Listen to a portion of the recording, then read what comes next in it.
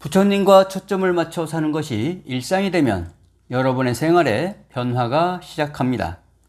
아하 하며 깨닫는 3초의 순간을 자주 경험할수록 나에게 크고 작은 기적들이 일어나게 됩니다. 부처님과 초점을 맞추는 시간, 초점 브레인을 시작하겠습니다. 동진 스님이 집필하고 발행한 나에게 묻는 길, 거품을 교재로 한 단어씩 내용을 살펴보고 있습니다.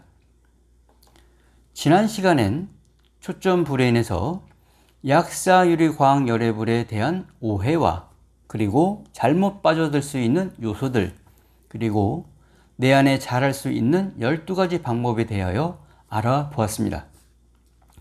오늘은 두 번째 시간, 고통에서 빠져나올 수 있는 7가지 명약과 치유 방법에 대하여 살펴보도록 하겠습니다. 약사유리불께서 알려주시는 명약과 치유 방법이 어떤 것인지 교재 내용을 보면서 설명을 이어가겠습니다. 거품 교재 70페이지 아래서 네 번째 줄부터 함께 읽어보겠습니다. 교재가 없는 분들은 화면을 보면서 동참을 하시면 됩니다. 한 소절씩 따라해 보시길 바라겠습니다. 고통받는 몸의 주인, 마음의 병 이어지고 간결하게 뜻을 세워 나쁜 마음 고쳐먹는 치유 방법 연습하여 좋은 습관 길들이세. 거품 교재에 나온 내용을 함께 읽어보았습니다. 그럼 지금부터 7가지 명약과 치유 방법에 대하여 교재 내용을 한 줄씩 다시 살펴보도록 하겠습니다. 고통받는 몸의 주인, 마음의 병 이어지고 간결하게 뜻을 세워 나쁜 마음 고쳐먹는 결핍과 핍박이 이어지면 2가지 고통이 이어집니다. 몸으로 오는 고통, 생각으로 오는 고통. 어떤 고통이 더 힘들까? 각자 생각을 해 보십시오. 몸으로 오는 고통, 생각으로 오는 고통. 이 의문은 다음 단원의 강연을 들으면 스스로 알 수 있으리라 생각이 됩니다. 강의를 듣는 동안 나에게 계속 반문을 해 보시길 바라겠습니다. 몸으로 오는 고통, 생각으로 오는 고통. 결핍과 핍박이 뭉치면 우리는 몸도 생각도 고통스럽다 말하게 됩니다. 그리고 이어지는 불평등, 억압감, 모자람, 그릇됨, 어긋남, 추악함, 곤궁함, 실증감, 사댐, 얽매임, 굶주림, 시다림. 12가지가 자신을 지배하게 되면 우리의 삶은 12가지의 마음을 빼앗겨서 수많은 병에 의해 패배자가 되어 자신을 점점 궁지로 몰아가게 됩니다. 그래서 결국 포기해버리는 습관이 있습니다. 스스로 자기 자신의 신뢰를 못하고 있다는 것입니다. 12가지의 마음을 뺏긴 나, 12가지의 마음을 지키려는 나. 둘 중에 하나를 선택해야 한 목도 또한 내 자신인 것입니다. 고통스러워하는 나를 어떻게 말을 해야 되는지 살펴보도록 하겠습니다. 내 안에 잘할 수 있는 내가 있다. 따라해 보십시오. 내 안에 잘할 수 있는 내가 있다. 내 안에 잘할 수 있는 내가 있다. 나에게 내 자신을 믿고 있음을 전해 보십시오. 불평등, 억압, 모자람, 그릇됨, 어긋남, 추악함, 공궁함, 실증감, 삿됨, 얽매임, 굶주림, 시달림. 여기에 나와 있는 12가지 이것은 의지 없이 따라가는 내가 있고 또 잘할 수 있는 내가 내 안에 잘할 수 있는 내가 있다는 것을 알고 내 자신을 믿고 알아주는 것, 이것이 바로 첫 번째 명약입니다. 우리는 몸이 아프거나 마음이 다치면 병원 아닌 유사한 시설에 가서 기웃기웃 거릴 것이 아니라 전문 병원을 가서 치료와 처방을 받아야 합니다. 전문 의사의 처방과 치료를 통해서 심적으로도 안정이 되도록 도움을 받을 수 있습니다. 그러나 명약과 명의 처방도 내가 받아들이지 않으면 어쩔 수 없는 일입니다. 그것은 환자의 마음에 달려있는 것입니다. 그 마음이 아무리 바쁘고 그 마음에 흔들리다 보니 고통을 빨리 벗어보겠다고 전문 의료기관이 아닌 다른 불법 행위를 하는 곳에 가서 엄한 행위를 통하여 신병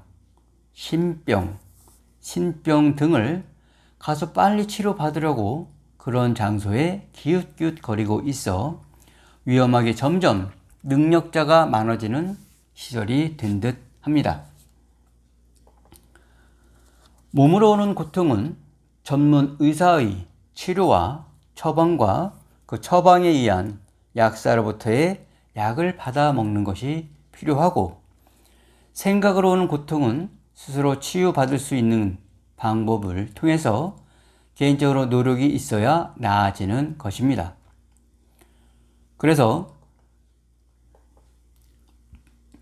병은 의사에게, 약은 약사에게 처방을 받는 것이 중요합니다.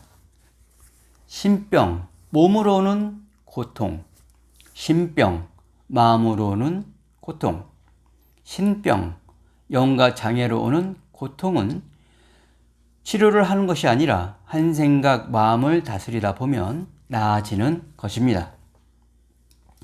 그럼 이와 같이 행위는 언제부터 잘못 쓰여지게 되었을까? 약사유리광열의 공덕경의 배경을 통하여 잠시 살펴보겠습니다.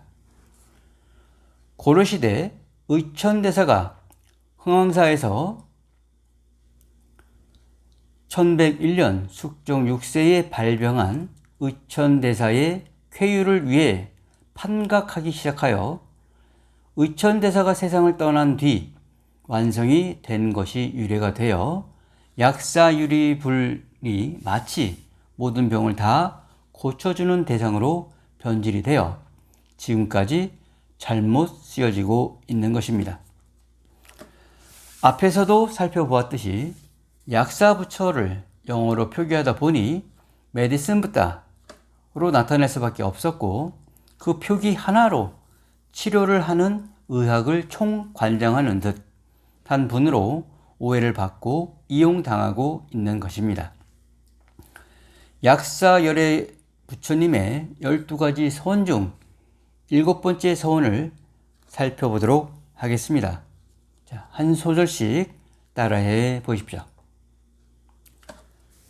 만약 모든 중생이 가난하고 곤궁하여 의지할 데가 없고 온갖 병고에 시달려도 의학과 의사가 없다라도 잠시라도 나의 이름을 듣는다면 온갖 질병이 소멸하고 몸과 마음이 안락하고 마침내 보리를 성취하게 된다.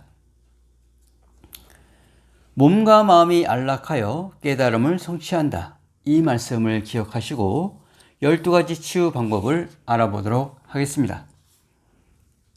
자, 따라해 보십시오.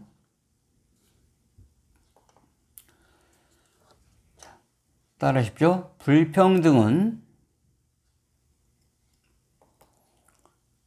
중생은 평등으로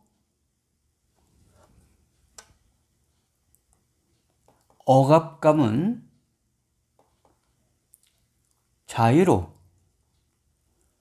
모자람은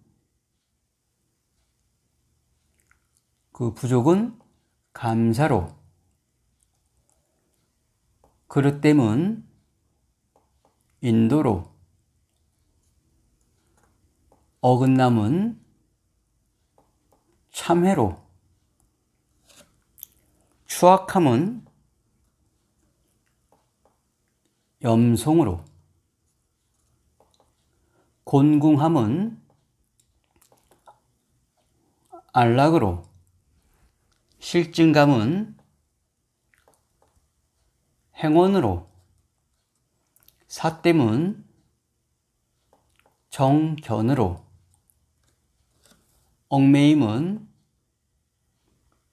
그 핍박은 해탈로 굶주림은 그 기갈은 만족으로 시달림 고통은 진심으로. 방금 알아본 것이 약사열애 부처님의 12대원입니다. 이처럼 잘할 수 있는 12가지 평등, 자유, 감사, 인도, 참회, 염송, 안락, 행원, 정견, 해탈, 만족, 진실, 그리고 처음 만났던 의지없이 끌려가는 12가지 불평등에서 시달림까지 우리에게는 24가지 그리고 약사 부처님은 12가지라는 것을 알아보았습니다. 그러면 약사 유리광열애불께서는 우리에게 전해주고자 하시는 명약 7가지가 무엇인지 함께 살펴보도록 하겠습니다. 자, 한 줄씩 따라해 보십시오. 잘할 수 있는 내가 있다는 명약. 핍박과 결핍을 만드는 것도 내 자신이었다는 것의 명약. 능력자에게 끌려다니지 않아도 된다는 명약. 이로운 것 12가지, 경계해야 할 12가지가 있다는 명약. 치유를 통하여 몸과 마음이 안락하여 보리를 성취할 수 있도록 원을 세우신 명약. 12대원이 모두 내 안에 있다는 명약. 7번째, 쉼없이 꾸준하게 연습해야 한다는 명약. 이처럼 모든 것이 나의 작품이라는 것을 인지와 인식을 하지 못하면 아무리 좋은 명약과 치유 방법을 배운다 하더라도 그것은 나와 아무런 상관이 없는 일이 되고 맙니다. 그리고 엄한 행사에 이리저리 끌려다니게 될 뿐입니다. 내가 내 자신이 잘할 수 있는 가능성을 믿고 7가지 명약을 정확히 알아야 속는 일들이 줄어들게 됩니다. 여전히 불교 용어가 문화가 익숙하지 않겠지만 초점 브레인을 통하여 조금씩 알아가는 계기가 되었으면 합니다. 오늘은 약사열애불 12대원과 7가지 명약 그리고 치유 방법에 대하여 나에게 묻는 길 거품을 교재로 살펴보았습니다. 다음 시간에는 어떤 자세로 임해야 전환이 되는가에 대하여 살펴보도록 하겠습니다.